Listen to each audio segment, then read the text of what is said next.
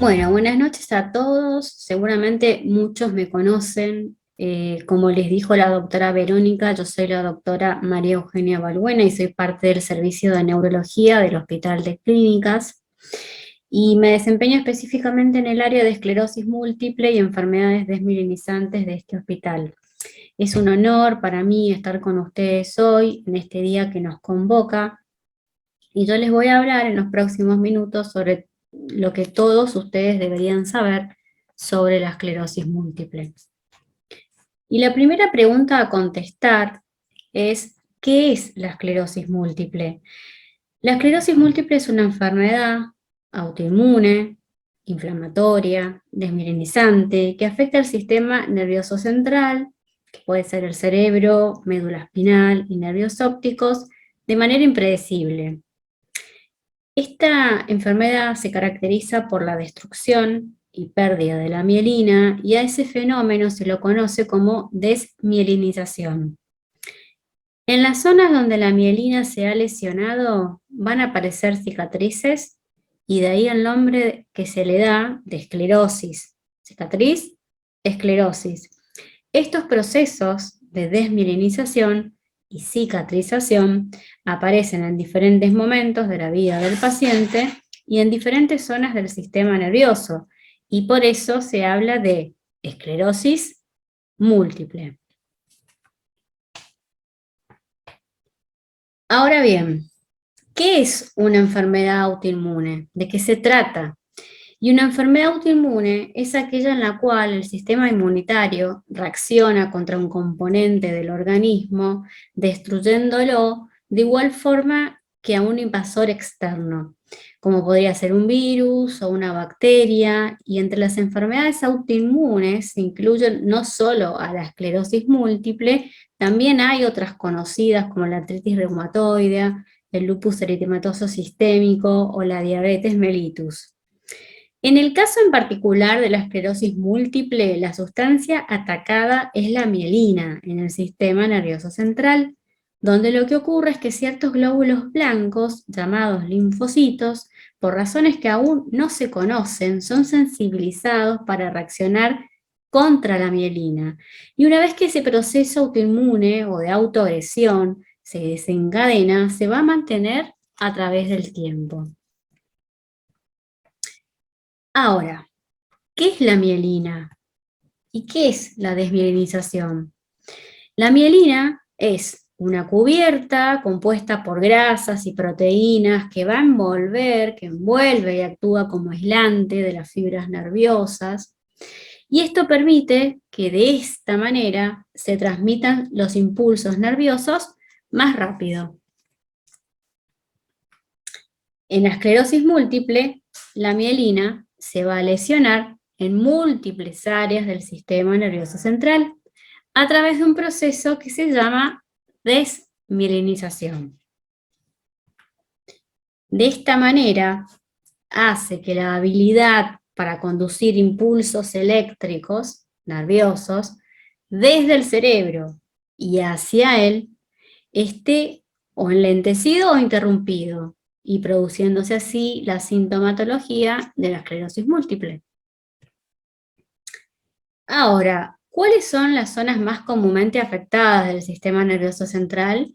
La esclerosis múltiple afecta más comúnmente a los nervios ópticos, a la médula espinal y al cerebro. Las manifestaciones clínicas de la enfermedad van a depender, por lo tanto, de la localización, extensión de los focos, áreas o placas de desmielinización.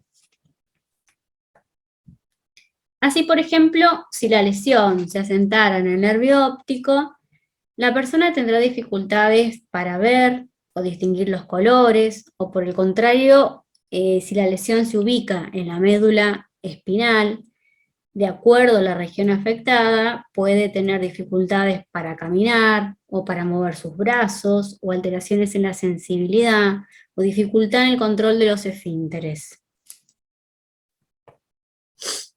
¿Y por qué los axones también se dañan?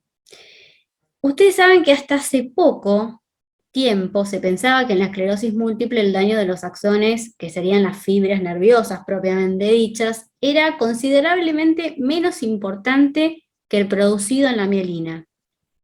Pero luego, un grupo de investigadores demostró que los axones son dañados también como consecuencia del ataque del sistema inmunitario contra la mielina y también como consecuencia de la inflamación que ocurre durante las recaídas de la enfermedad.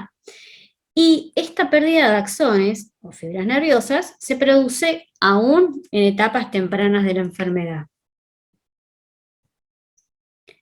¿Y qué pasa cuando el axón deja de funcionar normalmente? ¿Y qué pasa cuando se pierde la capacidad para transmitir o conducir adecuadamente los impulsos nerviosos a través de los axones y hacia las distintas partes del cuerpo?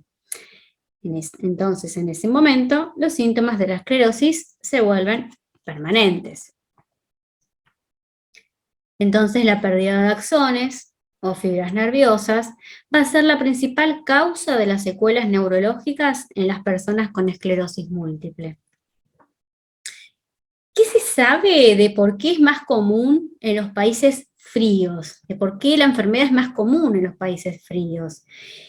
Y respecto a esto, hay numerosos estudios epidemiológicos que apoyan la existencia de cierta prevalencia. La prevalencia me habla de la frecuencia de los casos de la enfermedad de la esclerosis múltiple en función de la latitud.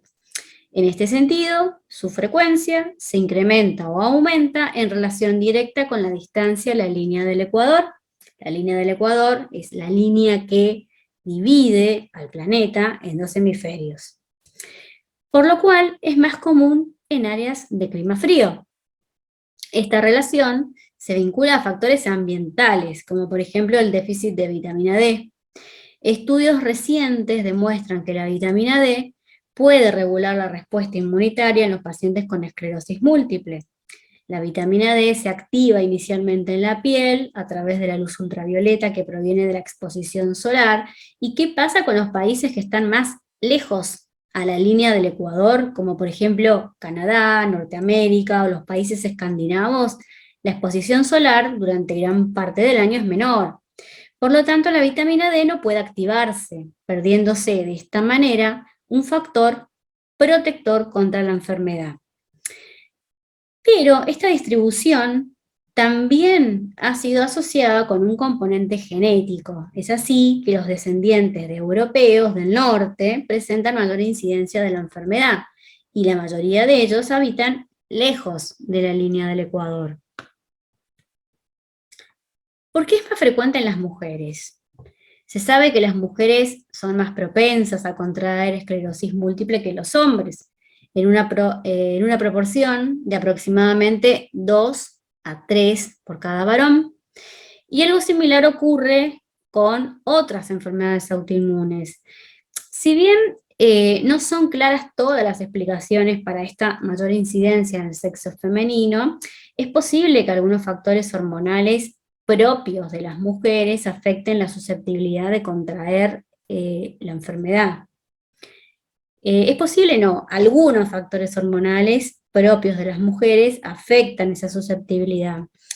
También se sabe a través de diversos estudios que fueron llevados a cabo en diferentes partes del mundo y en distintas razas, y esto es algo que ha sido ampliamente demostrado, que ciertas razas tienen una mayor susceptibilidad genética para el desarrollo de la esclerosis múltiple, tal como ocurre con la raza blanca y especialmente con las personas de origen escandinavo, mientras que otros grupos raciales presentan una particular y, entre comillas, protección de la enfermedad.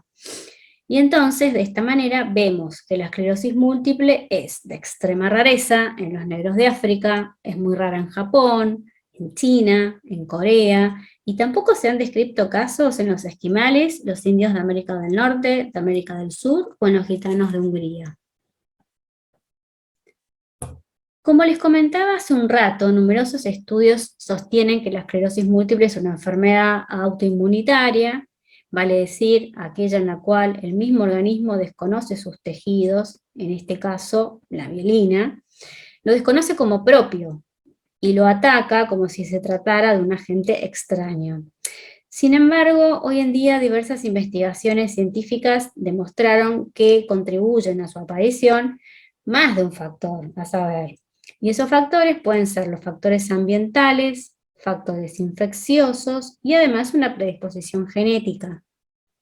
Con respecto a lo que es en sí el componente genético, se habla de que hay una mayor susceptibilidad de determinadas personas a padecer la enfermedad. Esto estaría relacionado con sus genes, que sería la información, los genes serían la información que es transmitida a cada uno de nosotros por nuestros progenitores y antepasados, y que predispondría al sistema inmunitario, que es el que nos defiende del ataque de bacterias y virus, a dejar de reconocer como propios determinados componentes del sistema nervioso central, como por ejemplo la mielina, como así también desconoce a otras células que la forman, que la mantienen y que la reparan. Este factor explicaría por qué ciertas razas o poblaciones son más afectadas o susceptibles a tener la enfermedad. El otro factor, que es el ambiental, ¿sí? Acá digamos que la predisposición genética no es suficiente por sí sola para explicar el desarrollo de la enfermedad, y es necesario o es necesaria la participación de otros factores externos ambientales, como por ejemplo el déficit de la vitamina D, el autismo y ciertas infecciones virales comunes durante la infancia o en la adolescencia que podrían contribuir a su aparición. En los últimos años ha cobrado importancia la infección por el virus de Epstein-Barr, que es el virus de la mononucleosis infecciosa, que luego de infectar a la persona podría actuar sobre un sistema inmunitario predispuesto, modificándolo. Y años después, el sistema inmunitario se comportaría de una manera anormal, reaccionando o atacando en forma exagerada estructuras propias que serían confundidas con aquellos agentes externos. Si bien es claro que el tabaquismo no es la causa de la esclerosis múltiple, varios estudios han demostrado que fumar representa un factor de riesgo para su aparición.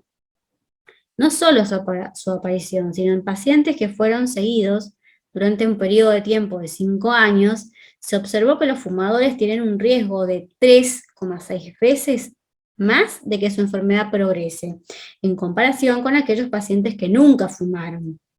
Las causas del incremento en el riesgo no están del todo claras y se ha asociado con la presencia de ciertas sustancias, como la acroleína, y esto provoca un incremento en los niveles de óxido nítrico, una sustancia que es muy tóxica para la mielina. ¿Se puede prevenir la esclerosis múltiple? No por ahora, pero es esperable que en un futuro cercano sean identificados con mayor precisión los factores que la causan o desencadenan, y si bien la enfermedad no puede prevenirse hasta el momento, debemos poner todos nuestros esfuerzos en diagnosticarla ante los primeros síntomas, ya que los tratamientos con los que contamos hoy en día son más eficaces cuando se los utiliza tempranamente o precozmente. La esclerosis múltiple, y en especial al inicio, es una de las enfermedades neurológicas que más desorientan y confunden a pacientes y médicos, justamente porque se manifiesta de manera muy distinta en cada persona. Sabemos que la esclerosis múltiple es capaz de afectar de manera impredecible y sucesiva sectores muy variados del sistema nervioso central, cerebro, cerebelo, médula espinal, nervios ópticos, y que sus síntomas van a depender del lugar afectado y variarán en cada persona. También, por otra parte, la duración y la intensidad de los síntomas, llamados recaídas, son muy variables. Pueden durar desde pocos días hasta varias semanas. Asimismo, son variables para cada persona el periodo entre recaídas y así como también su grado de recuperación. De esto surge que hay distintas formas o tipos de esclerosis múltiple. Clásicamente se dividió a los tipos de esclerosis múltiple de esta manera, donde en la primera figura está representada la forma recaída remisión, que es aquella donde el paciente experimenta un síntoma neurológico seguido de una recuperación o remisión total o parcial de ese síntoma. La segunda figura representa a los pacientes que no se recuperan de un ataque inicial y todo el tiempo van a ir experimentando nuevos síntomas que continúan dejando secuelas, por lo que acumulan mayor discapacidad. Esta es la forma llamada primaria progresiva. Este dibujo representa el grupo de pacientes que inicialmente se presentan como una forma recaídas y remisiones, y luego los síntomas, después de un tiempo variable, años, 15 años, 20 años, los síntomas tienden a progresar lentamente, independientemente de las recaídas. Esta es la forma que se conoce como secundaria progresiva. Esta variabilidad en la forma de presentación de la enfermedad es una de las causas que muchas veces demora el diagnóstico. Yo quiero que ustedes sepan que no habrá un paciente igual a otro en cuanto a la forma de presentación y evolución de la enfermedad, por lo tanto no puede hacerse ninguna comparación individual. Miren, hoy en día la clasificación es mucho más compleja, ¿sí? Es esta, pero no me voy a detener en esto porque ahora la doctora Verónica Kachuk va a ahondar un poco más en este tema. ¿Cómo sé si tengo una recaída? Y acá es importante para la persona con esclerosis múltiple y para su médico reconocer una recaída, brote, ataque o exacerbación. Son todos sinónimos.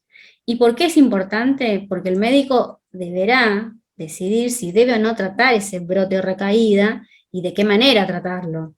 Por otro lado, también es importante para el médico saber la frecuencia y la intensidad que tienen las recaídas de ese paciente, a fin de que pueda evaluar la evolución de la enfermedad y la eficacia del tratamiento que esa persona está recibiendo.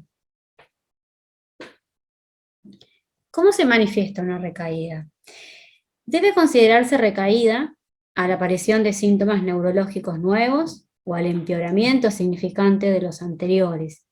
Y para que se considere una recaída, debe reunir las siguientes condiciones: durar más de 24 horas, instalarse en horas o días, y que sea atribuible a una lesión producida por la esclerosis múltiple. Los síntomas más frecuentes que pueden corresponder a una recaída son la pérdida o el trastorno de la visión, que puede ser generalmente de un ojo, visión doble, pérdida del equilibrio o del control de uno o más miembros, pérdida de la fuerza o sensibilidad en uno o más miembros, dificultad para hablar o para tragar, entre otros síntomas. Y algo que para que les quede claro, no debe considerarse síntomas de recaídas a los dolores de cabeza, o a los dolores generalizados, o a los trastornos urinarios aislados, o a la aparición o al aumento de la fatiga, los trastornos mentales, los problemas de la memoria, ni la depresión. Otra cosa a tener en cuenta es que las recaídas no deben confundirse con las pseudo recaídas o pseudobrotes.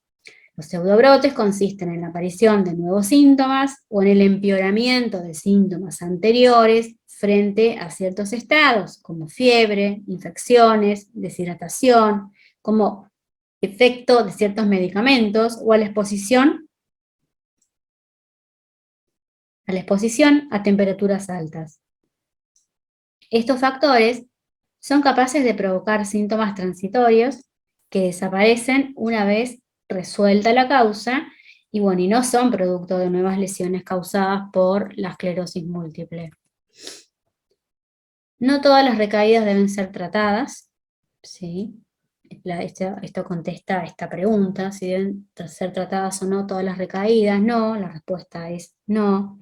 Las recaídas leves que no modifican la actividad diaria de la persona no debe ser tratada, y en general las recaídas leves suelen ser síntomas sensitivos, y solo deberían ser tratadas las recaídas moderadas y graves, vale decir, aquellas que se acompañan de trastornos motores, alteraciones del equilibrio o problemas visuales.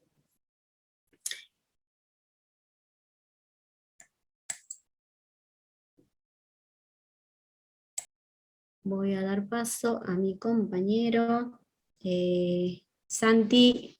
No sé si querés ir compartiendo. Bueno, Sí, el sí, sí. Santiago, la próxima charla es el doctor Santiago Isa. El doctor Santiago es médico especialista en neurología.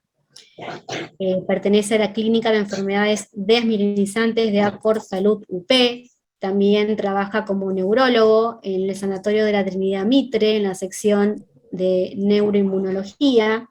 Y además se desempeña como neurólogo en INEVA, que es el Instituto de Neurociencias de Buenos Aires. Bueno, María Eugenia, muchas gracias por la presentación. Excelente charla. Bueno, muy buenas tardes a todos. Primero y principal, agradecerle a todos los pacientes, familiares y amigos aquí presentes. También agradecerles a mis compañeras, a Débora, a Verónica y a la doctora Balbuena por esta iniciativa que creemos que es muy importante porque, como dijo Verónica, creo que es el momento para evacuar dudas, contar diferentes inquietudes que tengan cada uno y sobre todo en esta enfermedad de hacerla lo más visible posible.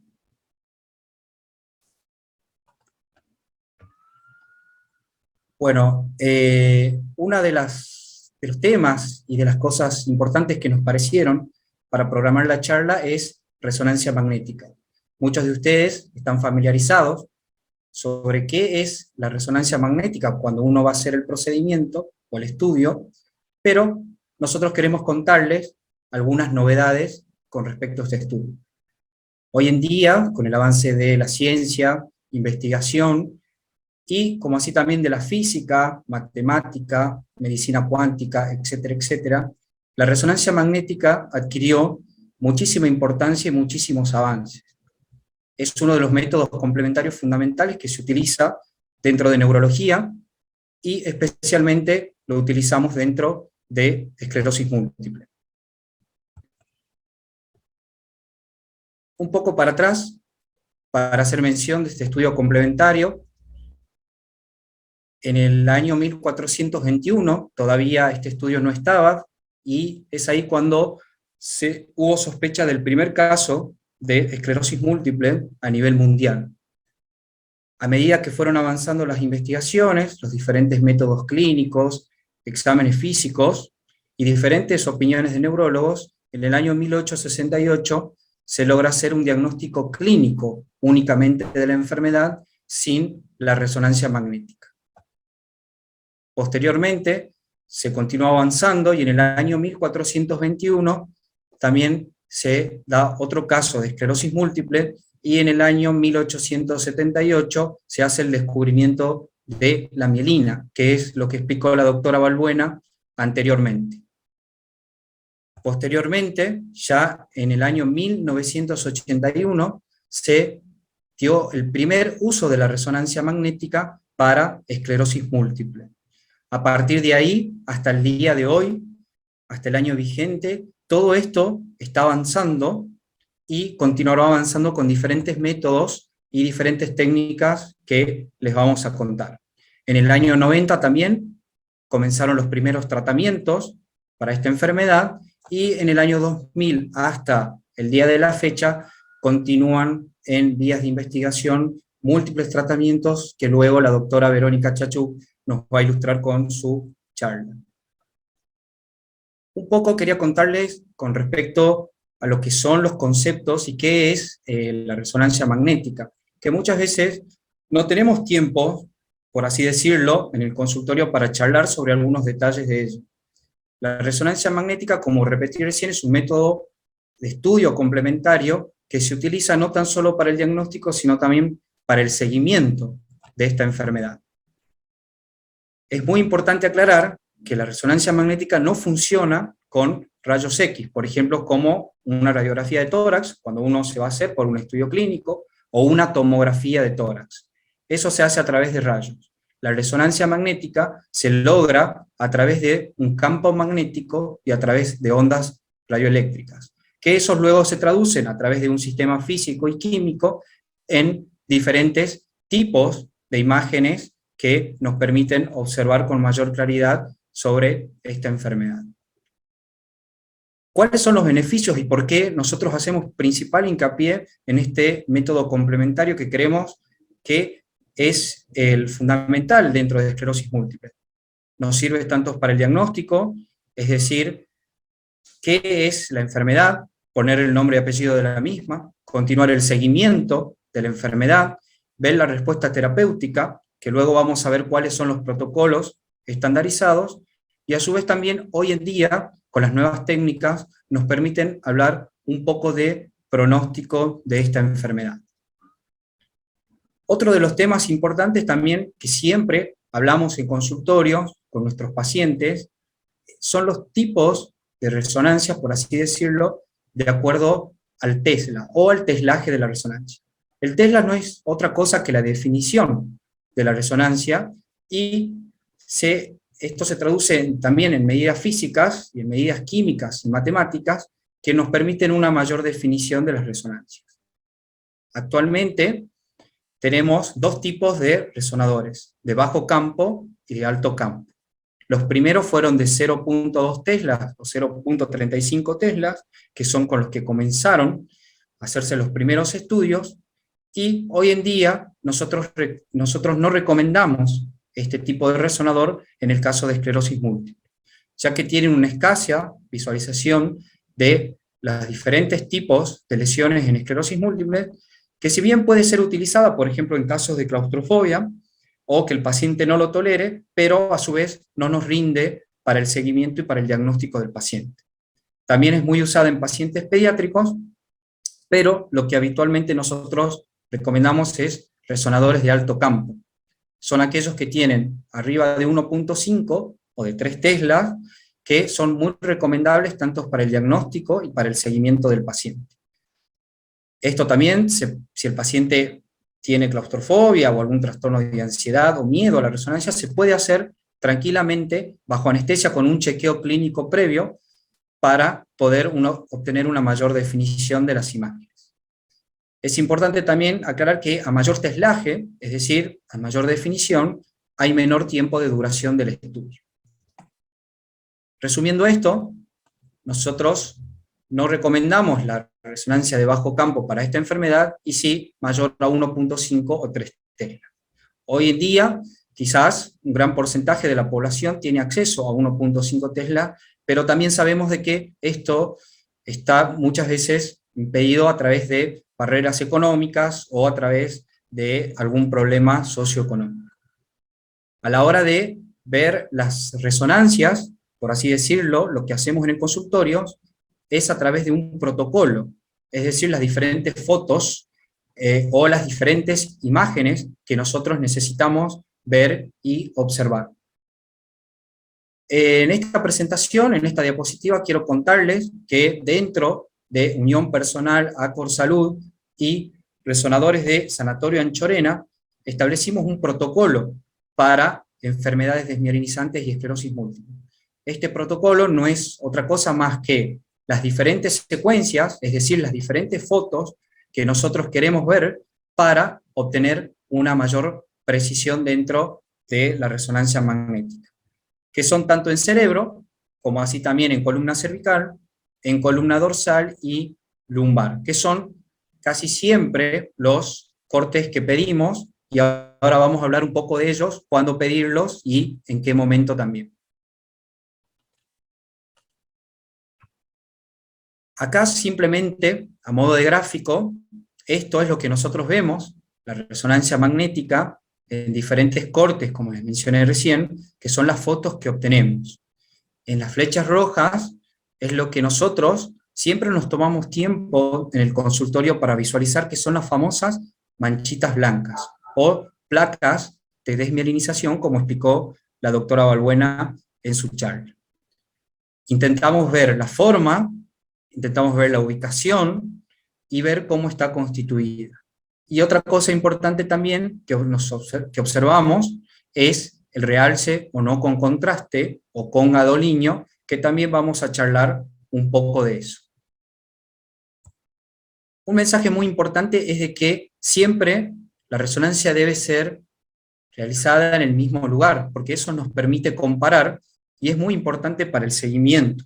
Esto siempre traten de hacerlo saber a sus médicos de cabecera, porque esto nos puede cambiar muchas veces, desde una decisión terapéutica, como así también para el pronóstico de la enfermedad. Muchas veces estamos en problemas, como muestro acá en la foto, cuando tenemos resonancias de diferentes equipos, por más que sean desde la misma definición, de 1.5 Tesla, pero muchas veces varía, porque los cortes de la resonancia son cortes muy milimétricos. Entonces, muchas veces un pequeño detalle nos puede cambiar, como mencioné recién, algún tratamiento o el pronóstico de la enfermedad. Quiero contarles también de que en Argentina y a nivel mundial hay protocolos para esclerosis múltiple y resonancia magnética. Acá en Argentina es de acuerdo al consenso del Grupo de Trabajo de Enfermedades Desmielinizantes, del cual somos partes con mis colegas, y después está el grupo MAGNIS, que es el grupo a nivel mundial que se encarga de este estudio y esclerosis múltiple. Lo que recomiendan es siempre estandarizar protocolos, que es lo que mencioné recién, es decir, la secuencia de las fotos, resonadores de 1.5 o 3 teslas, y hacer las secuencias mandatorias. Todos estos nombres que aparecen en la diapositiva son los diferentes tipos de fotos que nosotros tenemos que obtener sí o sí a la hora de adquirir la resonancia magnética. El gadolinio es sumamente importante, porque nos permite hacer el diagnóstico y el seguimiento del paciente, como así también nos permite excluir otras causas, predecir la severidad y tomar decisiones terapéuticas. El gadolinio está contraindicado en un grupo de enfermedades, por ejemplo, en lo que es insuficiencia renal. Por eso, si tienen algún problema renal, siempre es importante hacerlo saber a su médico de cabecera para tomar la conducta correspondiente y consensuar con el colega tratante de dicha patología. Otra contraindicación también que vamos a ver es el embarazo, con algunos tips. El protocolo de seguimiento que establecen las diferentes guías es siempre repetir resonancia a los 3 o a los 6 meses de iniciado el tratamiento, hacer, si esa resonancia está estable con respecto a la previa, hacer un control anual, siempre en el mismo equipo y siempre con gadolinio, por lo que comenté anteriormente.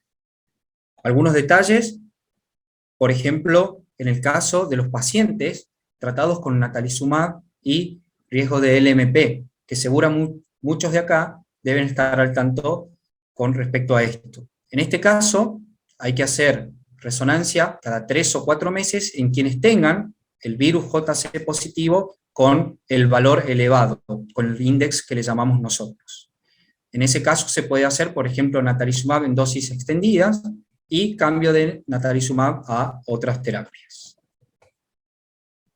En aquellos pacientes que tienen síndrome radiológico aislado o síndrome desmielinizante aislado, un breve concepto de todo esto. El primero, que es el síndrome radiológico aislado, son pacientes que no tienen síntomas, es decir, ninguno de los síntomas que comentó la doctora Balbuena, pero que en la resonancia magnética pueden observarse las manchitas que vimos recién. Es decir, que es un paciente asintomático. En ese tipo de pacientes se pueden hacer resonancia a las 6 o 12 meses. En el caso de los pacientes con síndrome de desmielinizante aislado, son pacientes que tienen solamente un evento clínico y que tienen resonancias magnéticas compatibles con desmielinización, pero que no cumplen los criterios para esclerosis múltiple. En esos pacientes también se hace cada 6 o 12 meses. ¿Qué pasa con el nervio óptico? El nervio óptico hoy en día, si bien no está dentro de los criterios diagnósticos en resonancia magnética para establecer el diagnóstico, pero sí es un síntoma de la enfermedad, como se mencionó anteriormente. En este caso, siempre que hay una sospecha de alguna afectación del nervio óptico, lo que se conoce como neuritis óptica, hacemos un protocolo de resonancia para continuar luego con el tratamiento adecuado. Y la resonancia de médula, como dijimos recién, siempre hay que hacerla al momento del diagnóstico. Y con respecto al seguimiento, no es necesario, salvo que el paciente presente, por ejemplo, algún síntoma que nos haga sospechar que la médula está inflamada, o que tomemos la decisión para hacer algún tipo de cambio de tratamiento. En el caso de embarazo y de lactancia, en primer lugar no se recomiendan los resonadores de alto campo de 3 Tesla. En el caso de los resonadores de 1.5 Tesla, se puede hacer dependiendo del trimestre del embarazo y siempre en previo concordancia con el obstetra tratante, es decir, midiendo siempre riesgo-beneficio, pero lo que siempre se recomienda es tratar de evitarlo. El gadolinium está contraindicado en el embarazo, y con respecto a lo que es lactancia, una pequeña proporción pasa a leche materna, por eso también es muy importante hacerlo saber al médico tratante. Esta es una de las técnicas que ya tienen sus años, pero que siempre observamos nosotros y que la tenemos protocolizadas en nuestros resonadores, que se llama el signo de la vena central. Lo que pueden ver acá es una resonancia que se llama una secuencia Swan, es decir, una de las fotos, como comenté recién, y como pueden ver en las flechitas rojas, sobre todo en esta, que observan acá, es el signo de la vena central, que es el hilo negro que se puede observar ahí. ¿Para qué es esto importante? Porque muchas veces no es fácil arribar al diagnóstico de los pacientes. Entonces, nos basamos muchas veces en esta foto. Y en la otra pueden ver, por ejemplo, en este caso, paciente con esclerosis múltiple con el signo de la vena central típico, es decir, con el hilito negro, y en la otra, por ejemplo, se puede ver un paciente que tiene una manchita blanca, pero de causa vascular. Otra de las cosas también que observamos de las fotos se llaman secuencias DIR, o Double Inversion Recovery, que son muy importantes para nosotros, porque nos permiten ver con muchísima más nitidez las imágenes, por ejemplo, que están en la corteza. En las primeras 2 imágenes pueden ver que son cortes más bien transversales a nivel del cerebro, y en el otro es una foto de perfil del cerebro, y en la cual se señalan las manchitas blancas que nosotros siempre vamos a ver, por ejemplo, acá, acá y acá. Otro de los estudios hoy en día que están siendo muy utilizados es inteligencia artificial. La inteligencia artificial no tan solo dentro de la medicina, sino también en diferentes campos, pero hoy en día en lo que es resonancia magnética está adquiriendo principal importancia. En nuestro país actualmente se están desarrollando protocolos, solamente hay un centro en Argentina que cuenta con este programa que se llama Entelay. Entelay es un programa, es un software, en realidad, de inteligencia artificial, en el cual se estudió muchos pacientes con resonancia normal, se sacaron diferentes valores, y luego ese grupo de pacientes se comparó con pacientes, por ejemplo, con esclerosis múltiple, y fueron viendo diferentes valores que ahora les voy a comentar.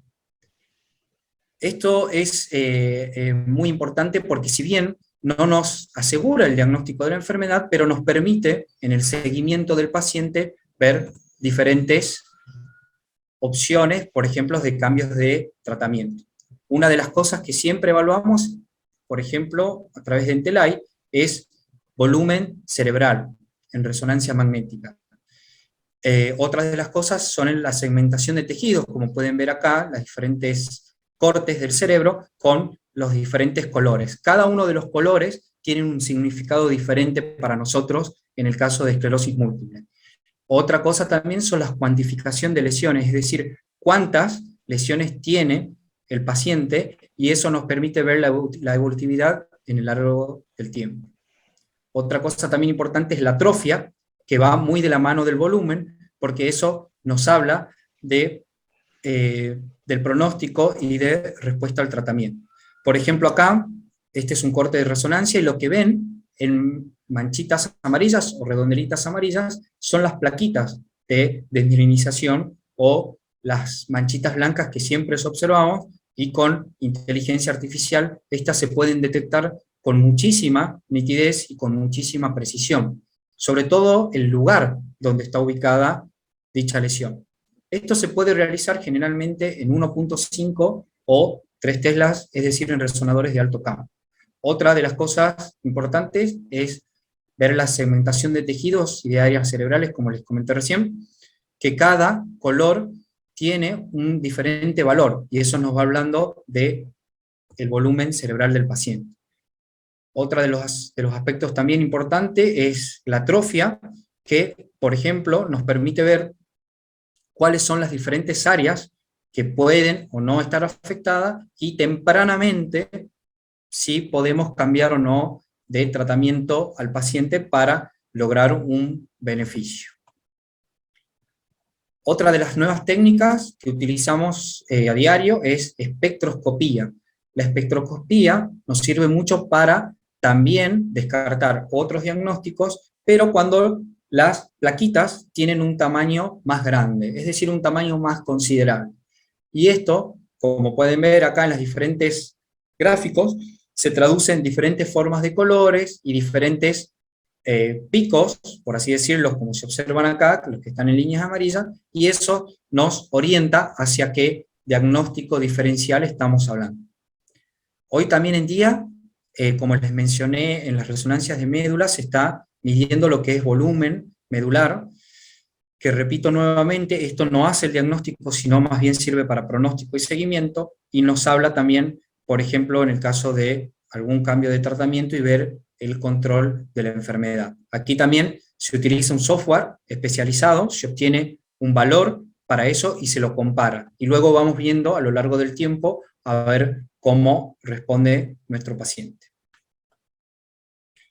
Bueno, esto es muy resumidamente con respecto a algunas de las novedades. Creemos que es un método sumamente importante, el de resonancia magnética.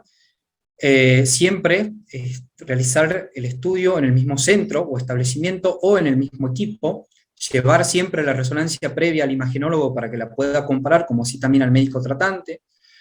Y con el avance de las nuevas técnicas en resonancia magnética y tratamientos actuales, nos permiten hacer una detección mucho más precoz y establecer un control a lo largo de la enfermedad. Hoy se está trabajando para mejorar todavía estas técnicas, están saliendo muchas otras que están en vías de investigación, y esto permitirá en un futuro una mayor calidad de vida para el paciente y un mayor control de la enfermedad. Bueno, muchas gracias por el tiempo. Como mencionamos recién, cualquier duda pueden dejarlas en el chat. Acá también dejo nuestro mail de trabajo y el mío personal. Y desde ya, muchísimas gracias por la atención.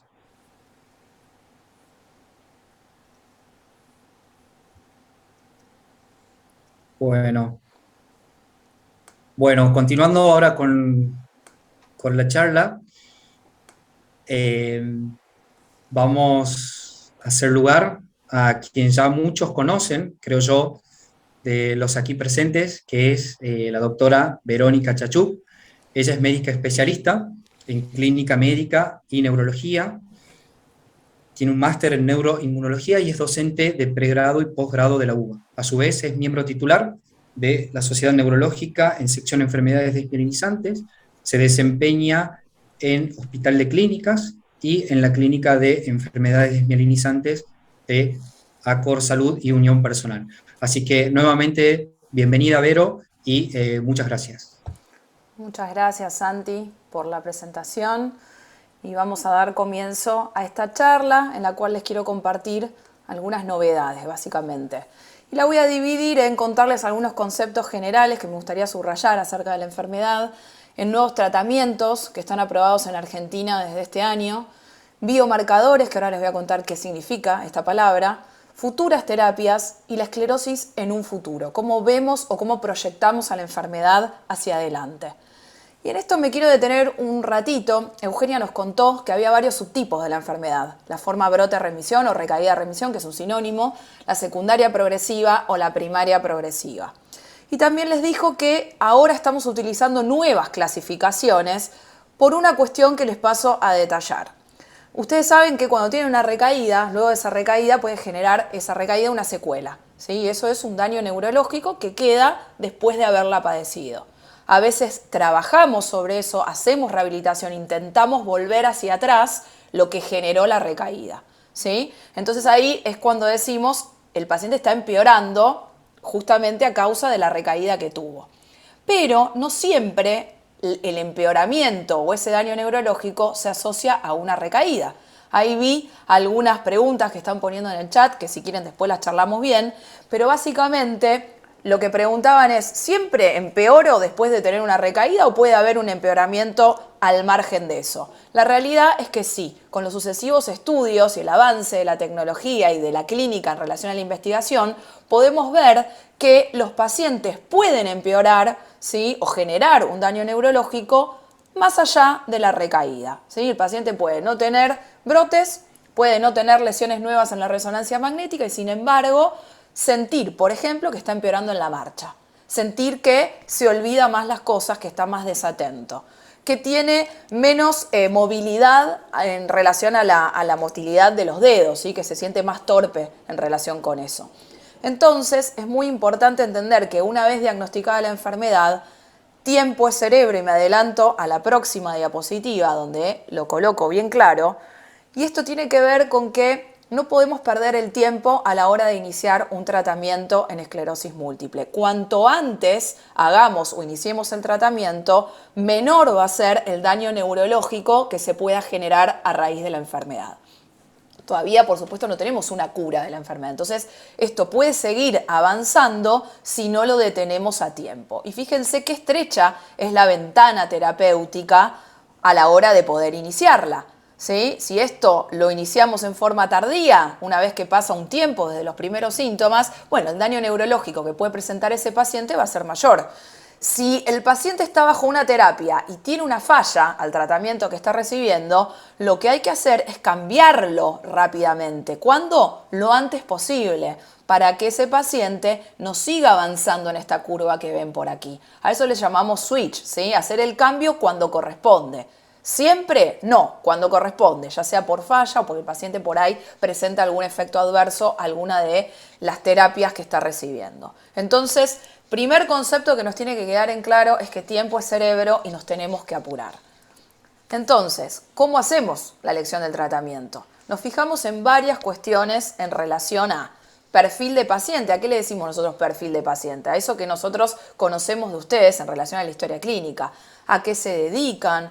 Si ustedes prefieren una vía de administración u otra. Como pueden ver en el gráfico, que es de mi autoría, pueden ver que a través de los años, desde el año 93, donde se aprobó la primera terapia, que fue el interferón, al día de hoy, 2021, gran cantidad de moléculas se han ido agregando al arsenal terapéutico con el que contamos hoy en día.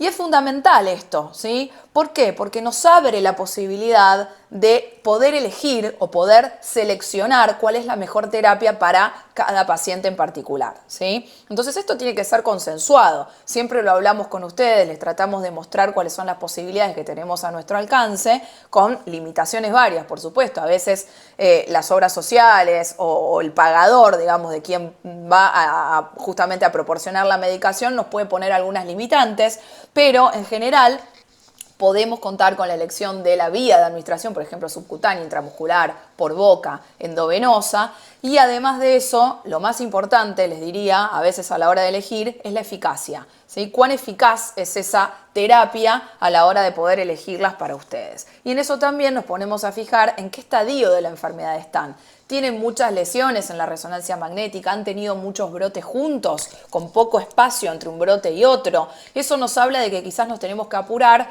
o afilar un poco más el tratamiento para comenzarlo lo antes posible. Así que, como podrán imaginarse, no es tarea sencilla y hay que poner en la balanza un montón de cuestiones a la hora de poder seleccionar el tratamiento. Seguramente el tratamiento con el cual ustedes están ha sido seleccionado u orientado, sugerido para ustedes en base a todos estos aspectos que yo les estoy contando en relación a su enfermedad. Otro aspecto muy importante que siempre preguntamos en las primeras consultas es el tema de fertilidad. Si la mujer quiere tener familia a un corto plazo, bueno, entonces eso es importante a la hora de elegir, porque ustedes saben que no todas estas moléculas se pueden utilizar en el embarazo ni tampoco en la lactancia, entonces tenemos algunas seleccionadas con las cuales podemos contar y poder planificar ¿sí? Esa etapa de la vida de la mujer que es tan importante. Entonces, hay varias cuestiones que tenemos que tener en cuenta a la hora de seleccionarla. Y ahora les voy a pasar a detallar cuáles son las terapias que se han ido aprobando en Argentina en este año. Estas terapias ya tienen algunos años en el resto del mundo, como ustedes habrán escuchado. En primer lugar, se aprueban en Estados Unidos, en Canadá, en Europa, por las asociaciones, justamente las instituciones que hacen esas aprobaciones, y un tiempo después viene Argentina. Por eso ahora se las comparto para que sepan cuáles están disponibles en nuestro país. Como tratamientos tenemos al ofatumumab, ¿sí? En primer lugar, esta molécula es un anticuerpo monoclonal, se infunde de manera subcutánea a través de una lapicera autoinyectable que se proporciona y está indicada en las formas de esclerosis múltiple de tipo brote-remisión. Siempre esta primera, el primer día que lo recibe el paciente, eso se va a realizar supervisado por un profesional de la salud, generalmente en el hospital, para que el paciente, justamente como cualquier primer fármaco al cual uno se expone, digamos, que no les dé una reacción alérgica, que es a veces lo que tenemos que tener en cuenta. Entonces, esa primera dosis es supervisada, el paciente la va a recibir, como ven en el esquema, en la primera semana, en la semana 2, en la semana 3, no la recibe en la semana 4 y luego la comienza a recibir una vez por semana en forma subcutánea. Este anticuerpo monoclonal, seguro a algunos les debe sonar la terminación del nombre, ¿sí? UMAB. Hay varias medicaciones ya aprobadas para esclerosis múltiple que tienen esta terminación, por ejemplo, el ocrelizumab. Bueno, son anticuerpos monoclonales, como les decía, que lo que van a hacer es, en este caso, unirse a los linfocitos B, a un receptor que se encuentra en la membrana de los linfocitos B, para poder depletarlos, es decir, sacarlos del torrente sanguíneo y que esos linfocitos, que son parte de lo que genera el mecanismo patológico en la enfermedad, no sigan continuando con la cascada inflamatoria que genera el daño. Entonces los corremos de la circulación. ¿Y qué hacemos? Para poder aprobar estas moléculas, lo que se hizo en diferentes partes del mundo es hacer un ensayo clínico. En este ensayo clínico, que se llamó Asclepios 1 y 2, se hicieron dos estudios muy similares en los cuales se comparó a la nueva droga, que en este caso es ofatumumab, versus teriflunomida, que es una droga que ya está aprobada para esclerosis múltiple. Seguramente algunos de ustedes estarán bajo ese tratamiento. ¿Y qué se vio como resultado con ofatumumab? Justamente lo que se vio es una disminución a la hora de tener recaídas en la rama que estaba recibiendo esta droga versus la rama que estaba recibiendo teriflunomide. En relación a la resonancia magnética, se vio una reducción en el número de lesiones que fueron haciendo los pacientes a lo largo del tiempo para la rama de ofatumumab mucho mayor que en la rama de teriflunomide. ¿Esto qué significa? Que si estamos con tratamiento con teriflunomide, por este resultado lo tenemos que abandonar de ninguna manera, ¿sí? Como les dije, hay varias razones por las cuales uno puede decidir cambiar el tratamiento o indicar uno u otro tratamiento, pero no significa que en un ensayo clínico se demuestren estos resultados, entonces el teriflunomide no sirve. No, al contrario, ¿sí? Es una de las terapias que utilizamos en nuestros pacientes, pero cuando uno hace un ensayo de eficacia siempre trata de demostrar una superioridad. Y en este caso, como les digo, la elección del tratamiento puede ser orientada por diversos motivos en los cuales uno pueda elegir una u otra molécula. A nivel de la seguridad de esta nueva droga, bueno, se vieron resultados bastante importantes en relación a los efectos adversos. En los dos grupos se vio una muy baja frecuencia de efectos adversos severos. O sea, ambas drogas son muy seguras. Y como pueden ver, la mayoría, el 99% de las reacciones sistémicas fueron leves y moderadas. Y eso nos anima mucho más, ¿sí? Porque haciendo un control como corresponde, ustedes saben que cada tratamiento merece un seguimiento con laboratorios y la posibilidad de poder detectar a tiempo cualquier anomalía. En este caso lo que hacemos es mitigar el riesgo, disminuir la posibilidad de que ocurra un efecto adverso justamente por este control que solemos hacer. Ozanimod es otra de las moléculas que se ha aprobado este año en Argentina. Esta es oral, se toma una píldora por día y también está indicada en las formas de esclerosis múltiple de tipo brote-remisión. Dos ensayos clínicos se han hecho para probar esta molécula a lo largo del mundo, el Sunbeam y el Radiance, y lo que se hizo acá fue comparar dos dosis diferentes de Ozanimod con una rama que utilizó interferón. En ese caso, ¿cómo actúa Ozanimod? Les cuento brevemente, ustedes conocen muy bien a los linfocitos. En este caso, lo que se genera es como si los linfocitos estuvieran guardados en los ganglios linfáticos y justamente Ozanimod impide que esos linfocitos vuelvan al torrente sanguíneo, o gran parte de ellos, ¿sí? Van a quedar acantonados en el ganglio y no van a estar posibilitados para salir y continuar con la cascada inflamatoria. De esa manera, también ustedes deben conocer la terminación IMOD, ¿sí? Les debe sonar por ahí a fingolimod, que es una molécula que se viene utilizando hace muchos años en todo el mundo. De hecho, es la más utilizada en toda Argentina. La mayoría de los pacientes argentinos están en tratamiento con fingolimod. Así que tenemos vasta experiencia en el uso de esa molécula. Esa se parece mucho a Ozanimod con algunas diferencias. Quizás Ozanimod es más selectiva en relación a la orientación de a dónde actúa. Esta va a actuar en determinadas receptores como el 1 y el 5 y que generalmente fingolimod es más abarcativa. Esas serían las diferencias. ¿Y en qué lo vemos esa diferencia? En que quizás ustedes saben que para fingolimod hacemos una toma controlada, hacemos un control con electrocardiograma durante 6 horas. Bueno, en Ozanimod eso se puede obviar y solo hacerlo en caso que el paciente presente algún antecedente cardiológico de relevancia. Ozanimod se puede tomar con o sin las comidas y tampoco es necesario hacer el control con la tomografía del ojo que siempre pedimos 4 meses después del inicio de fingolimod.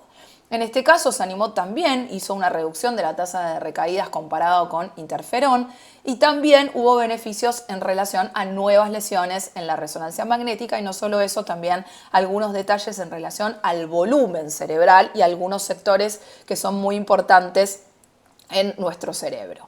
En relación a las infecciones también, las infecciones fueron la mayoría leves y eso es muy buena noticia. En algunos pacientes se vio alguna elevación de las enzimas hepáticas y urticaria, pero todos fueron controlados y muy escaso número de pacientes que han tenido infecciones graves.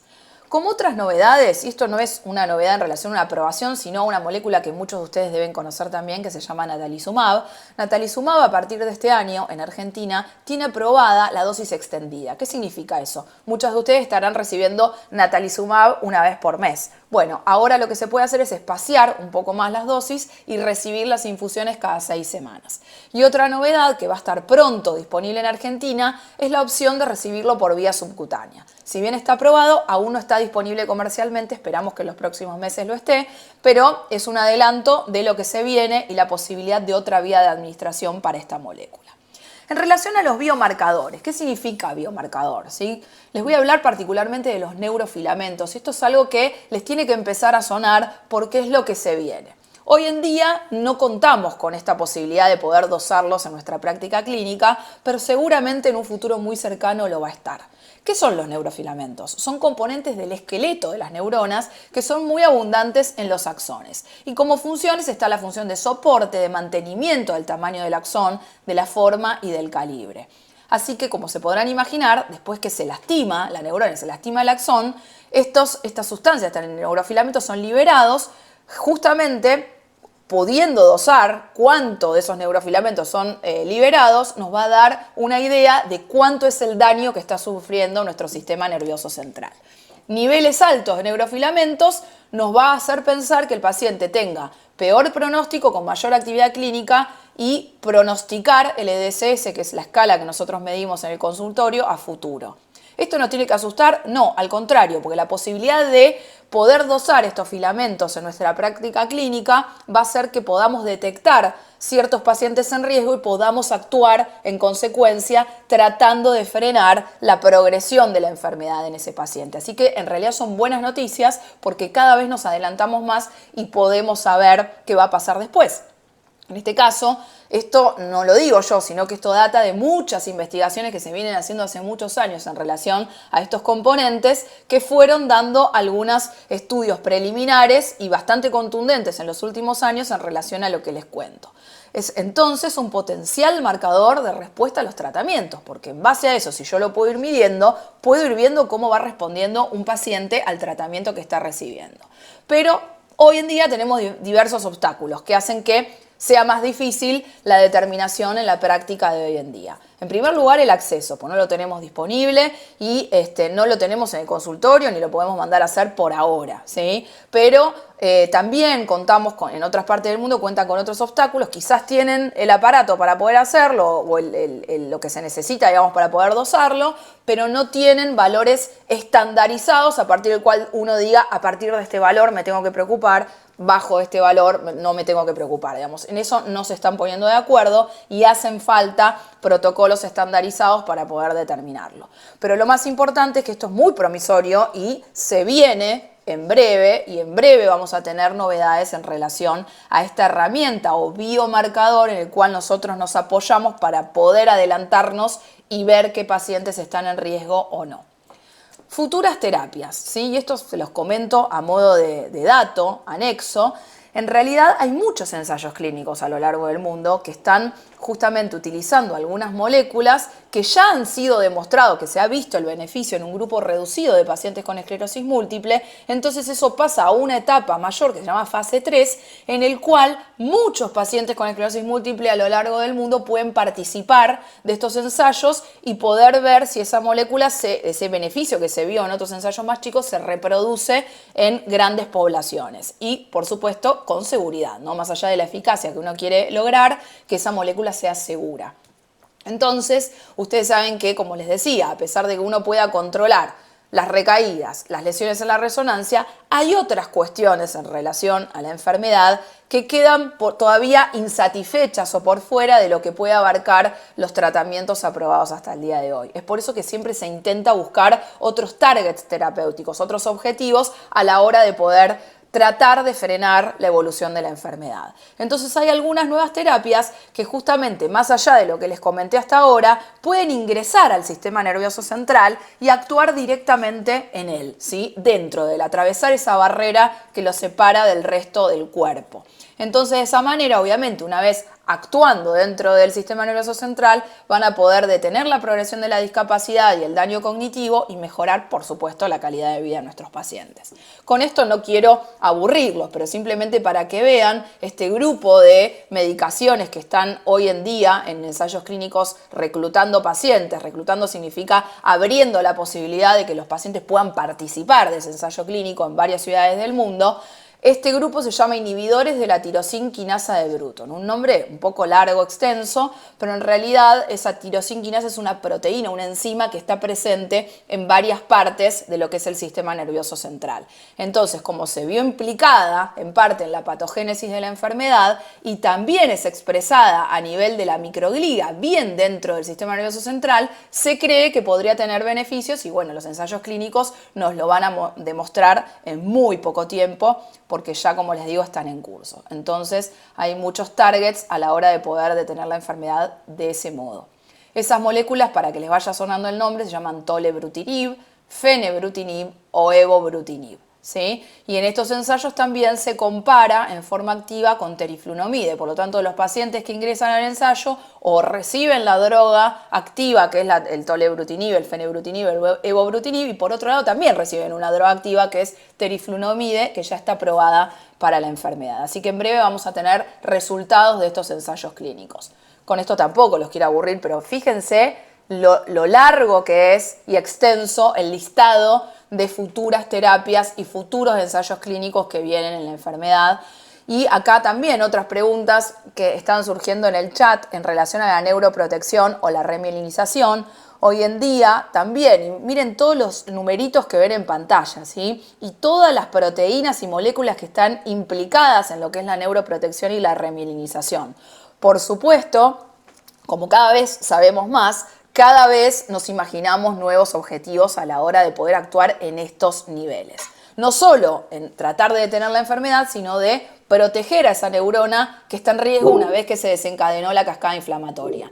Y por otro lado, si ya hubo desmielinización, poder devolver la mielina a ese axón que fue dañado. Hoy en día todo esto está en etapa de investigación, no tenemos un fármaco, una molécula aprobada para poder hacer el tratamiento, pero seguramente en un tiempo muy breve y corto vamos a tener novedades y seguramente esto es lo que se viene en un futuro. Hablando de futuro, brevemente les cuento en qué consiste o cómo vemos nosotros lo que se viene en relación a esta enfermedad. Vamos a hacer mucho hincapié en lo que es diagnóstico precoz, ¿sí? Poder detectarla a tiempo y lo más pronto posible, como les expliqué anteriormente. Detectar personas en riesgo, quienes están en mayor riesgo de que por ahí la evolución de la enfermedad sea más rápida.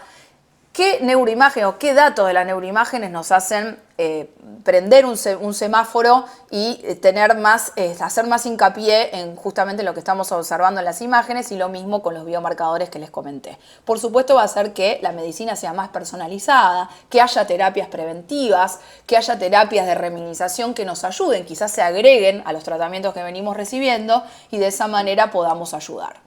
Bueno, esto es un poco de lo que les comenté. Eugenia ya les habló de la dieta y del posible rol de la vitamina D a nivel de poder prevenir ciertas cuestiones en relación a la enfermedad. También el ejercicio y los cambios en el estilo de vida también sin duda van a cobrar un rol fundamental. Entonces, como conclusiones, otros objetivos del tratamiento, además de control de recaída, lesiones en resonancia y examen neurológico, como les dije, puede haber una progresión, ¿sí?, de ese daño neurológico, y el paciente por ahí no tener recaídas y no tener lesiones en resonancia. Por lo tanto, es súper importante que vayamos a control, que hagamos los exámenes que nos hacen hacer los neurólogos, y de esa manera tengamos un mayor control y podamos afilar un poco más a la hora de poder determinar si el tratamiento está siendo efectivo o no. La enfermedad, como les dije, puede continuar progresando a pesar de no haber recaídas ni lesiones. Ozanimod y ofatumumab se agregaron al pool de herramientas terapéuticas a la hora de poder tratar la enfermedad. Buen perfil de seguridad y se toleran muy bien. La esclerosis múltiple se acerca cada vez más al control de los síntomas, a prevenir el daño neurológico y un potencial control de la enfermedad. Por lo tanto, son buenas noticias. Y en los últimos años, los avances de la tecnología y las nuevas terapias han ido y continuarán siendo rápidas y cada vez más eficaces. Y con esto terminamos mi charla. Aquí les dejo los mails también de contacto. Y rápidamente voy a dejar de compartir y voy a dar lugar a la próxima charla de la doctora Débora Nadur, que un poco también tiene que ver con novedades y con la tecnología. ¿Verdad, Débora? ¿Estás por ahí? Sí, acá estoy. Bueno, ¿Cómo estás? Compartís todo pantalla, por bien. favor, y mientras te voy a ir presentando. Bueno, Débora es una colega y amiga. Ella se formó en el Hospital de Clínicas. Yo he sido su jefa de residentes en algún momento, cuando éramos más chicas. Así que para mí es un honor poder presentarla y contar con su presencia para que ella nos cuente también desde la experiencia que tiene en el tratamiento de pacientes con esclerosis múltiple, algo sobre telemedicina. Débora es especialista en clínica médica y en neurología. Tiene una diplomatura en esclerosis múltiple y enfermedades relacionadas, es docente de pre y de posgrado de la UBA, también es miembro de la Sociedad Neurológica Argentina y se desempeña en ACORD y en Unión Personal en nuestra clínica de enfermedades desmielinizantes. Debo, contanos un poco sobre la telemedicina y esta va a ser nuestra charla final. Bárbaro. Bueno, gracias, Vero, por la presentación. Gracias a todos ustedes que siguen conectados, la verdad que unos genios. Voy a tratar de que sea entretenida porque sé que un poquito tarde por ahí. Bueno, primero vamos a introducir qué es la telemedicina, ¿sí? Es una prestación de servicios sanitarios a distancia a través del uso de tecnología, ¿sí? Esto puede ser ya sea para prevenir, diagnosticar, tratar o tener el seguimiento de una enfermedad, en cualquier especialidad médica, ¿sí? Es servir a distancia. Y una teleconsulta específicamente es la atención puntual que se ofrece a un paciente en forma remota. Y esto ya lo saben, lo podemos hacer a través de Zoom, como estamos haciendo ahora, a través de WhatsApp, por videollamadas, etc. Y esto permite la comunicación del médico y del paciente en el mismo momento. En cambio, telemedicina puede ser, por ejemplo, recibir un laboratorio por WhatsApp. Eso también es telemedicina. La teleconsulta es la visión en el mismo momento.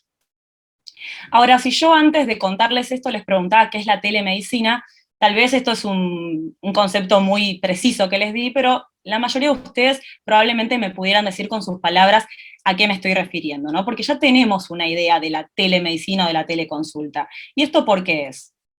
Por esto. En 2020 nos vimos todos obligados a utilizar más de lo que veníamos haciendo la virtualidad, ¿sí? Las personas que por ahí no estaban muy amigadas con el WhatsApp lo empezaron a usar, quienes ya usaban WhatsApp empezaron a usar el Zoom, ahí conocimos todos lo que era el Zoom, ¿sí? Y esto fue porque nos vimos aislados obligatoriamente. Y esto hizo un impulso acelerado de la telemedicina, ¿sí? Y esto no solo lo digo porque obviamente intuitivamente todos lo vimos y lo vivimos, sino porque esto está estudiado, ¿sí? A partir del 2020 se empezaron a hacer muchos estudios de qué estaba pasando con la telemedicina en la pandemia. En Estados Unidos, una investigación dijo que la telemedicina se usó en un 80% durante el 2020. Un informe también de una clínica de Estados Unidos refirió que se había multiplicado por 10 el uso de la telemedicina entre marzo y abril del 2020, o sea, inicios de la pandemia, y esto fue calificado como la mayor transformación en la historia de la medicina. O sea, fíjense qué hito importante en la historia de la medicina. En Italia, durante el 2020, las consultas telefónicas ascendieron a un 90%, y obviamente también hicimos estudios en Argentina, el Hospital de Clínicas, junto con Verónica, Eugenia, yo también pude participar, hicimos un estudio de pacientes de cómo les había ido con la teleconsulta, y el 70% se pudo acceder en forma virtual a su neurólogo sin ningún problema, y cuando les preguntábamos cuáles eran los problemas de la consulta presencial, obviamente eran vivir fuera del AMBA, recuerden que no podíamos ir de capital a conurbano y viceversa, y también las limitaciones que había a nivel de transporte público. Entonces, la única solución en ese momento era la virtualidad, y al 70% les fue bien de esta manera. Ahora, ¿en realidad la telemedicina es una novedad de la pandemia o es una antigüedad que tal vez era poco popular?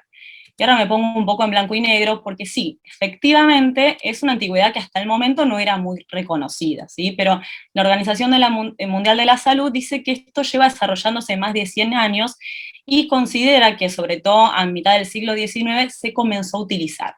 Hay indicios de que en la Guerra Civil de Estados Unidos de los 1800 ya había atenciones a distancia a través del telégrafo. O sea, imagínense un soldado herido en el campo de batalla, hablando con su médico a través de telégrafo. Bueno, obviamente la comunicación era mucho menor de la que podemos tener ahora, pero ya en ese momento había distancia y había atención médica. Eso es telemedicina.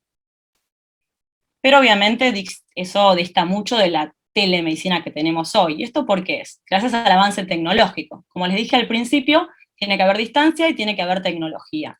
Y el avance tecnológico fue tan grande durante el último siglo, a través obviamente de la aparición de Internet como la figura preponderante, que hoy en día la calidad de esa telemedicina no es nada que ver a lo que era la calidad del telégrafo, ¿sí? O sea, hoy en día nosotros podemos no solo saber qué les pasa a distancia, sino verlos, escucharlos, y de esa manera tener una evaluación mucho más completa. Este dibujito me pareció importante, todos lo deben conocer, los supersónicos. Fueron creados, miren, este año por Hanna-Barbera en 1962. Y sin embargo, ¿qué está pasando? Hay una teleconsulta, ¿sí? O sea, el médico está evaluando la garganta de Cometín, si no me equivoco se llamaba, a través de una pantalla. En ese momento, en el 60 y en los 90, que tal vez era cuando yo los miraba, nos parecía esto impensado.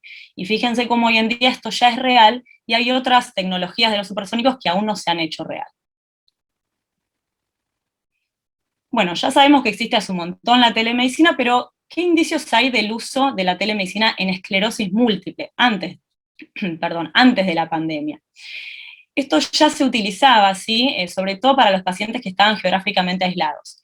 En nuestro país, por ejemplo, hay muchos pueblos del interior que no tienen especialistas en esclerosis múltiple, y tal vez esos pacientes ya podían comunicarse de una forma virtual, al menos telefónicamente, con especialistas que estaban en las grandes ciudades, ¿sí? Y hay un estudio del 2002, o sea, mucho antes de la pandemia, donde ya se hablaba de que el manejo de pacientes neurológicos por telemedicina podía ser similar a la consulta presencial. O sea que ya en esclerosis múltiple veníamos hablando tiempo antes, sobre todo porque no hay especialistas en todos lados, y además porque hay pacientes que están, digamos, con dificultad para moverse, entonces esto ya era una solución aún antes de la pandemia. Pero bueno, ¿por qué estamos hablando de esto? Porque hay un impacto positivo, ¿sí?, en todo el sistema de salud, y esto no solo lo digo yo, sino que lo vemos también con estudios que han estado evaluando qué pasó con la telemedicina en los últimos años. Y a nivel a los pacientes, ¿sí?, se evaluó en varios estudios qué opinaban los pacientes sobre la telemedicina, tanto a nivel mundial como en Argentina. Acá hay 2 estudios, los nombro un poco por arriba, pero ambos concluyeron que la mayoría de los pacientes veían que la telemedicina era factible, que podía solucionar sus problemas, sacar sus dudas, y que incluso era más cómodo y era más rápido. Con respecto a los neurólogos o neurólogas, ¿qué vivimos nosotros? También hay un estudio que dijo que el 98% de los neurólogos especialistas en esclerosis múltiple habían podido cumplir sus objetivos en un 98% de las consultas, ¿sí? Es decir que cubríamos todas las necesidades que necesitábamos resolver en ese momento, salvo algunas excepciones. Y esto es sobre todo al nivel de examinar la visión y la sensibilidad, por ejemplo. Ahí sí hay cierta limitación. Y con respecto a los costos, ¿sí? Y esto también es muy importante porque tantos médicos como pacientes formamos parte de un sistema de salud y debemos adecuarnos a eso. Y si los costos disminuyen, el sistema de salud va a apoyar más esta práctica virtual. Y hay un grupo de trabajo estadounidense en telemedicina que hizo unos cálculos diciendo que se redujo la pérdida de días de trabajo en un 65% gracias a la telemedicina, que disminuyeron los viajes en una mediana de 258 kilómetros y los costos monetarios por alojamiento en un 17%. Esto tal vez sirva para que algunas prepagas, obras sociales e incluso el Estado empiece a cubrir esta modalidad. Bueno, y para resumir un poco las ventajas de la telemedicina, a través de todos estos estudios que investigué, hay un acceso de atención más rápido y sencillo, no hay requerimiento de traslados a centros especializados, hay menor impacto económico, se evita retrasos en la prescripción de tratamientos modificadores de enfermedad. Y acá, un minuto, cuento una situación que me pasó hace poco, un paciente que no sé si está conectado, teníamos una consulta ya arreglada para el día siguiente, un problema en las agendas que hubo, esa consulta quedó anulada, entonces el paciente no podía venir, yo no me podía quedar más tiempo, y lo resolvimos a través de audios de WhatsApp. No sé, le mandé 7, 8 audios de WhatsApp contándole los tratamientos modificadores de enfermedad que me parecían acorde a su situación. Y él gracias a eso pudo elegir y yo hacerle una prescripción virtual y evitamos esperar una semana entera más a que nos podamos ver presencialmente. El monitoreo de efectos adversos también es más cercano, no es lo mismo vernos cada 3 meses y que nos digan si al final el medicamento me está dando dolor de cabeza. Y esto también es muy importante, diagnóstico y tratamiento precoz de los brotes, ¿sí? Todos ustedes tienen o nuestro mail, o nuestro WhatsApp, o el mail de la institución donde trabajamos para esto justamente. Y eso es telemedicina, cuando ustedes tengan un síntoma nuevo que empieza, empeora, saben que nos tienen que escribir, ¿sí? Para poder diagnosticarlo y mandarlos a una guardia eventualmente para que ahí se hagan una revisación presencial y les den los corticoides por vena.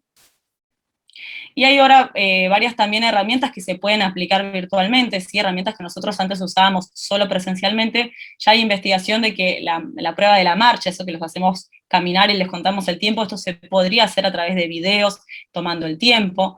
Hay cuestionarios sobre calidad de vida, es decir, si hay depresión, si hay fatiga, que también se pueden hacer virtualmente, ¿sí? Es lo mismo preguntarlo a través de una computadora que hacerlo presencialmente.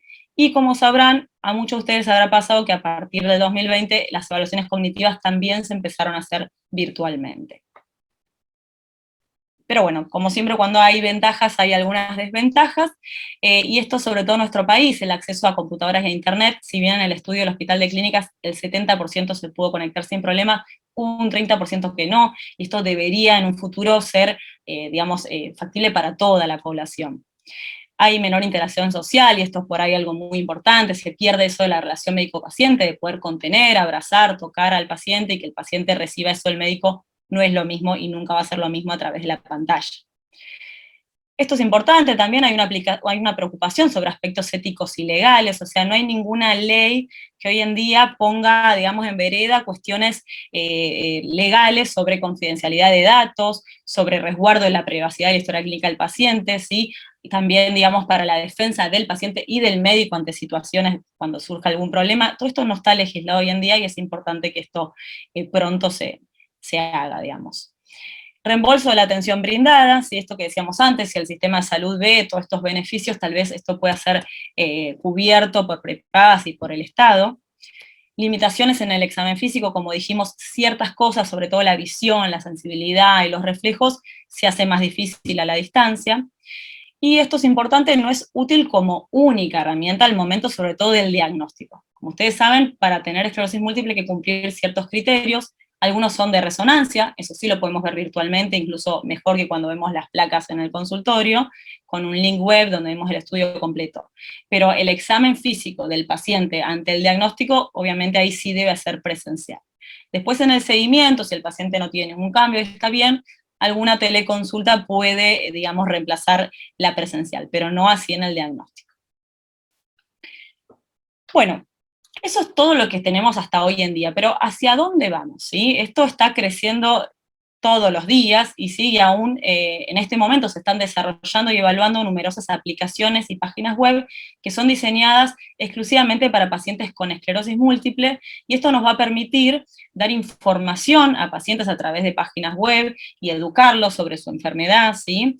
Esto también estas aplicaciones buscan, ahora les voy a nombrar algunas, empoderar al paciente en su enfermedad, es decir, que él sea quien participa activamente de su monitoreo. Hay algo que no está yendo bien en mí, tengo que hacer la consulta.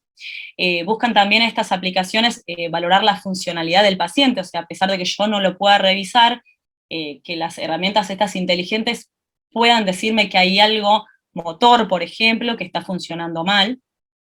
También hay aplicaciones para rehabilitación física y cognitiva, para abordaje de trastornos emocionales como la depresión, y hoy en día, esto por ahí es lo más llamativo, hay herramientas o aplicaciones de monitorización continua, es decir, que ustedes podrían ser en un futuro monitorizados todo el tiempo con respecto a cómo van con su enfermedad.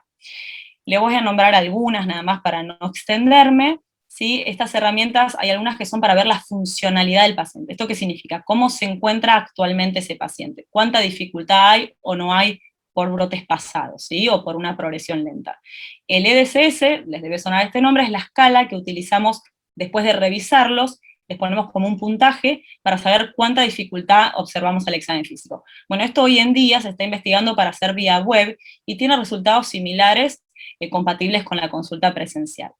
Después hay plataformas digitales como esta MSPT, que incluye no solamente partes físicas, sino que también partes cognitivas, para evaluar cómo está el paciente, tanto físicamente como cognitivamente, en ese momento de la evaluación virtual. Hay algunas herramientas que buscan, como les decía, empoderar sobre todo al paciente, de que él sea quien controla y quien gestiona sus síntomas y por ahí evalúa si hay algo que está funcionando mal y hay que hacer la consulta. Esta es una aplicación, en realidad es una página web, el Monitor de Esclerosis Múltiple, que lo que hace es, a través de diarios, donde el paciente tiene que escribir las actividades que hace durante el día, cuánto tiempo descansa, cuánto orinó, cuánto líquido bebió, a través de todo eso que uno llena en un diario, prende una alarma cuando hay algo que cambió, y eso permite hacer, de hecho, una consulta médica con la misma página web, porque algo no está funcionando bien. Y la otra se llama Energía en esclerosis múltiple, y es sobre todo para la fatiga. Y lo que busca es que el paciente aprenda a controlar su fatiga, ¿sí? A través de una terapia cognitivo-conductual, cómo las emociones terminan afectando y pueden mejorar la fatiga. Y por último, estas que les comentaba, que era lo más novedoso, el último punto que les conté cuando presenté el tema de hacia dónde vamos, es esto de la monitorización continua, ¿sí? Estas dos aplicaciones lo que buscan es que a través de teléfonos y relojes inteligentes, que estén monitorizados todo el tiempo. La parte física, o sea, cuánto están caminando, con qué velocidad, la destreza manual, incluso hasta la visión, se puede estudiar con estas aplicaciones. El Floodlight, por ejemplo, se hizo un estudio primero, ahora sigue esto también en estudio, pero el primer estudio, que le llamamos pivotal o piloto, hizo estudios durante 24 semanas seguidas para ver cómo el paciente evolucionaba en su enfermedad. O sea, todo esto es muy prometedor, la verdad.